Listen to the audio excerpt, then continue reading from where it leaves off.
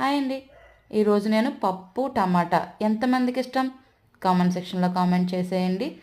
ఈరోజు మా ఇంట్లో వచ్చేసి పప్పు టమాటా కర్రీ వండుతున్నాను నేను.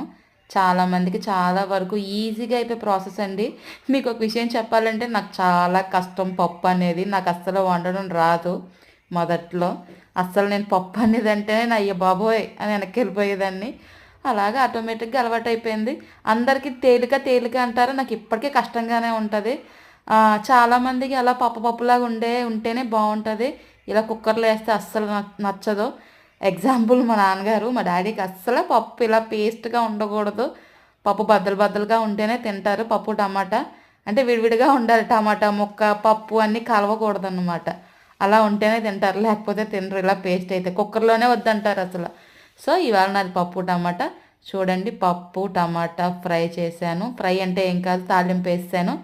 ఏ పప్పు టమాటాలో ఉల్లిపాయ ముక్కలు నంచుకొని తింటే ఉంటుందండి. ట్రై చేయండి.